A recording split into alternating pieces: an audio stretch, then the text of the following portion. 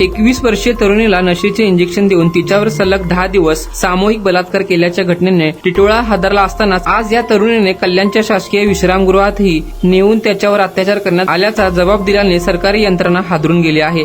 सरकारी वास्तूतच महिलेवर गँगरेप झाल्याची धक्कादायक बाब उघडकीस आल्याने सरकारच्या आबरूची साप लागतरी निघाली आहेत। कौटुंबिक वादामुळे टिटोळ्यातील ही पीडित तरुणी तिच्या कल्याण येथील झीनत आणि शबनम या मैत्रिणीकडे राहण्यास गेली होती। काही दिवसांनी ही तरुणी घरी निघाली असता झीनत आणि शबनम यांनी गुड्डू नामक इसमाला बोलावून घेतले। गुड्डूने तिला घरी नेण्याऐवजी एनआरसी कॉलनीजवळील एका चाळीत नेले। शबनमने या तरुणीच्या मानेत नशेचे इंजेक्शन टोचले। ती शुद्धीवर आली तेव्हा कल्याणच्या रामबाग येथील लियाकत नामक इसमाच्या रेस्ट रूम मध्ये होती। पुढे 10 दिवस तिला नशेची इंजेक्शन टोचून तिच्यावर रोज सामूहिक बलात्कार करण्यात आला। 3 मे रोजी शुद्धीत आल्यानंतर ती एका खोलीत कुलूप बंद असल्याचे तिला जाणवले। तिने आरडाओरडा केल्यानंतर तिथून जाणाऱ्या एका व्यक्तीने कुलूप तोडून तिची सुटका केली। त्यानंतर तिने टिटवाळा पोलिसांना धाव घेऊन आपली कर्मकहाणी सांगितली। पोलिसांनी झीनत, शबनम, गुड्डू, गुलफाम, लियाकत यांच्यासह 7 जणांविरुद्ध गुन्हा दाखल केला, परंतु तत्पूर्वी सगळे आरोपी फरार झाले। तरुणीच्या तक्रारीनंतर टिटवाळा पोलिसांनी तातडीने शासकीय विश्रामगृहात धाव घेऊन तिला तेथील सीसीटीव्ही फुटेज ताब्यात घेतले। कल्याणच्या शासकीय विश्रामगृहात आणून आरोपींनी तिच्यावर अत्याचार केला असेल तर रेस्ट हाऊस